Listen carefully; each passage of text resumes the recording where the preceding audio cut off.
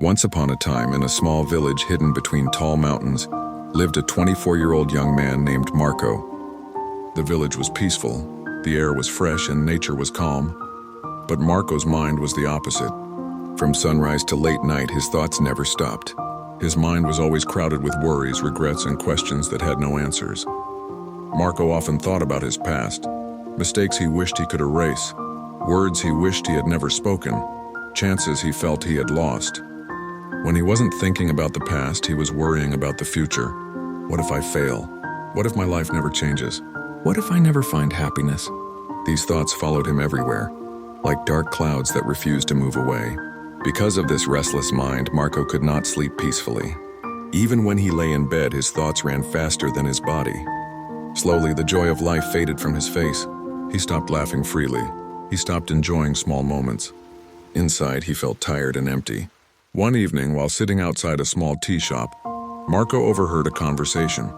Some travelers were talking about a faraway village in the hills. They spoke of a wise old man who lived there, a man who had once been a famous psychologist in a busy city. He had helped many people heal their minds and find inner peace. When he grew old, he left the noise of the city and chose a simple life close to nature. Sometimes people visited him with heavy hearts, and they always returned lighter. A small light of hope appeared in Marco's heart. He thought, if anyone can help me, it must be him. Without delaying, Marco decided to go and find this old man. The journey was long and difficult. Marco walked for days through winding roads, steep hills, and quiet forests. His body grew tired, but his heart pushed him forward. Finally, he reached the village in the hills. The village was calm and beautiful. Birds sang softly, and the wind moved gently through the trees. Marco soon found a small house covered in green plants and flowers. On the porch, an old man sat silently with his eyes closed. His face looked peaceful, as if no worry had ever touched him. Marco approached respectfully and spoke in a low voice. "Grandfather, my mind is never quiet. Thoughts control me day and night. I am tired of fighting with my own mind. I want peace. Can you help me?" The old man slowly opened his eyes and smiled kindly. "Peace cannot be given," he said calmly, "but it can be shown. Come with me."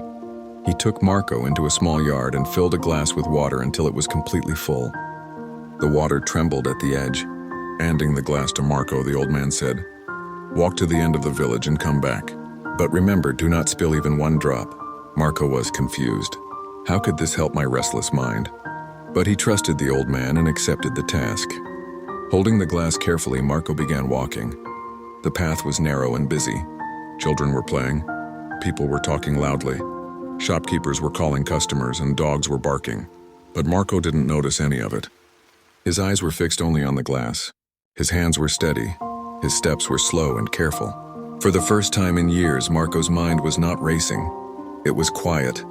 There was no past, no future, only the glass and the present step. When Marco returned, the old man smiled. "Well done," he said. "Now tell me, did you see the children playing? Did you hear the dogs barking?" Marco paused, surprised. "I was only focused on the glass." That is the lesson. When your mind is fully present, it becomes calm. While you were focused on the glass, your worries disappeared. You were not thinking about yesterday or tomorrow. The old man continued gently. Your mind becomes restless when it lives everywhere except the present moment. The past brings regret. The future brings fear. But the present moment brings peace. Tears filled Marco's eyes, not from sadness, but from understanding. He bowed his head and said softly, "Grandfather, I searched so far for peace, but it was always within me." As the sun began to set, Marco started his journey home. But this time he walked with a lighter heart. The mountains looked the same, the road felt the same, but Marco had changed. He had learned the greatest lesson of all.